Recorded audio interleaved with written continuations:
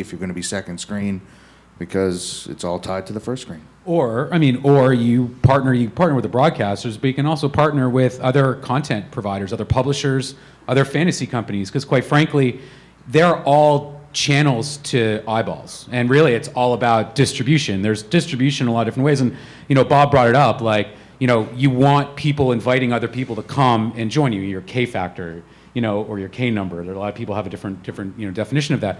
But that's where gaming becomes pretty exciting, and I think that's where a lot of people in the venture space are looking at fantasy pretty closely, because you're more likely to invite someone to play a game with you than to invite someone to come and look at a scoreboard or something like that. But you know, there's a fine line between being able to you know, be a complement and still get out there and, let's face it, keep your business growing before you create that aggregated user base. So you talked about many different ways to get distribution to you. So what do you think is the most important thing you need to know about the audience you're hoping to reach? Wow, that's a good question. I mean, I think you really want to get an understanding of how your audience is engaging with the product that you're trying to build. So if you're, I mean, for example, if you're building SportsStream, you don't want SportsStream just on a desktop, because quite frankly, people want to check, you know, their aggregated content Twitter streams wherever they happen to be. If they're engaging in a game or if they're sitting on their couch, you want them to be on a tablet.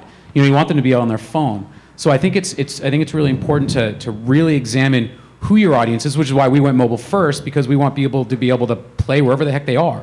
So I think that's a really important thing, is really just to understand who your target is and define it. And, you know, basically, you know, preach that to yourself and to your team every day. Like, our target is the casual sports fan that wants to make sports a party again. And so create your product with that kind of image in mind. Yeah, you know, one of the things I really enjoy about this conference is, you know, passion is high for the topic, that people are, it helps that you're coming from a place of, you know, when we set out to build our company, we built it as sports fans, and I think we haven't done everything perfect, but you get to start with a hypothesis, and you're trying to serve something that you want to use, that you're trying to solve a problem that you think you have. But beyond that, we got pretty rigorous and continue to be very rigorous about looking at, once something's shipped, how people are using it, you know, with our web versions of things. You know, using Google Analytics. On the mobile side, we use Flurry, and looking at how users are using the product. We bring them in, we talk to them a lot. We try to be very nimble and iterative and ship very often, but each cycle we're continually, you know, talking to users. So we start out with a hypothesis. We had certain ideas. We came from a place of, this is something we're very interested in. We think we have an interesting take on it, but then we sort of force ourselves to continue to prove it, and we have a lot of work to do still. But I think that's the kind of rigor that, you know, once you get it shipped and out there, and maybe this is just stating the obvious, but, you know, I think you really want to look for those ways of, how do you measure the way people are using it, how they're sharing it with other folks, you know, where are you acquiring those users that we were just talking about, what the cost of doing that was, and, you know, given that this is such a strong community that attends this conference, I think one of the big benefits is, you know, leveraging one another about how are you doing that, and how can you apply that? You know, I mean, just the conversations we've been having offline here have been really, really interesting in figuring out, like, what are the best practices for doing those sorts of things, and figuring out who your user is, what they're going to want in the next version of your product. I mean, another way about it is, you know, people, when they start to, as the second screen grows and more people realize that there are all these apps and all this content they can get from the second screen, people are not going to switch apps every time they switch the channel. They're not going to go, well, I want to go to this one for this game and that for this game and this for that game. They're going to try to, it's all going to aggregate and consolidate. And so part of the way to, you know, get distribution is also going to be, hopefully, knock on wood, Vigil is one of the aggregators of the second screen content, and distribution can also be had on the TV or through companies like Vigil and our competitors. So that actually leads me perfectly into the next question that I had, which is, you know, so in the long run, granted we're obviously in embryonic stages of second screens here, but in the long run, who's going to win the second screen? Is it the MVPDs? Is it somebody like Vigil who builds a platform specifically designed for second screen distribution? Is it rights holders in the case of sports?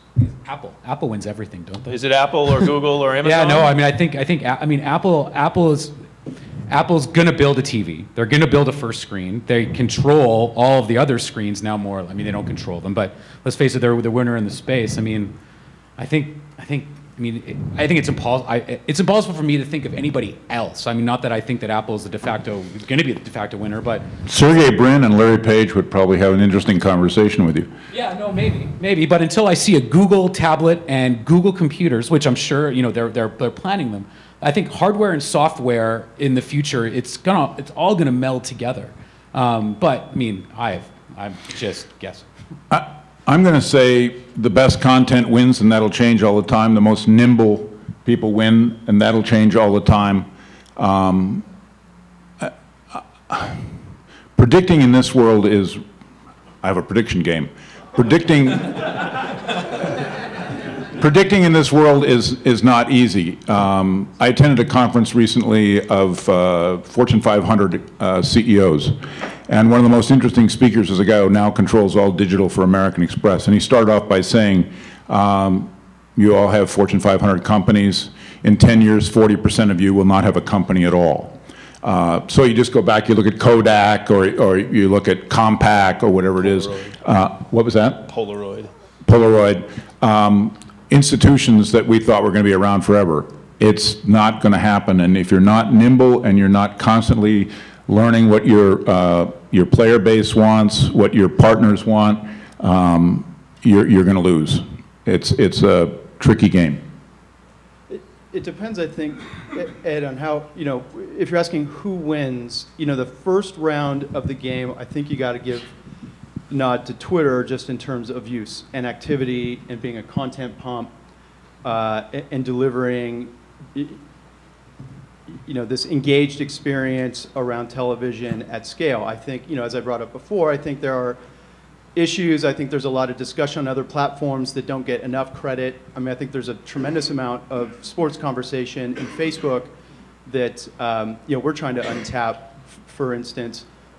But then, the longer range to your question of who wins, then becomes well, who's leveraging this activity for financial gain? Like who's making money off of this? And then I think it becomes a really interesting competition or development race between the juggernaut internet or social platforms and the rights holders, because that's where being monetized against this activity now is in the hands of the rights holders.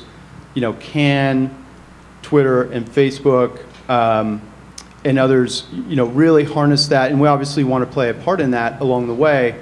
But can they create experiences that will either challenge to the, Vigil's looking at it as, how do you aggregate these experiences, and be this one place where people come and discover things about television programming. That's a really interesting place to be, because it's like, how do you have that platform where you're helping bridge that gap in these activities? It's all about the users, right? I mean, the reason why you say Apple is because they have all the users, right? That's right. And so can they translate those users into the second screen? Probably. They need to focus, and just like anything else, they need to focus on it. It's impossible. Whoever has the most users is going to win. I like the Twitter. I think Bob hit on the head. Like right now, I mean, Twitter might be the clearest as far as second screen. Without a filter, Twitter. I mean, you might as well be reading Sanskrit. I mean, it just comes by so fast. You can't engage in a conversation. Although, it's just, well done. then you should. Yeah, exactly. Well done, Yeah. Bob. Morgan now. I would just like to quickly add, when we say second screen, there's more than second screens. NBC just released the information on what they called their billion-dollar research project, and they didn't spend $1 billion on the project. They're referring to their Olympic research, and they found that they had 14% of people watching on 4 screens, and they had let's see, I'm trying to remember. It was 53% were on 3 screens. The least 4%, according to their data, only had 1 screen, only watched the Olympics with 1 screen. So we've got people who've got 4 screens open at the same time, And that makes it that much more competitive and that much more demanding for us to make our user experience better, our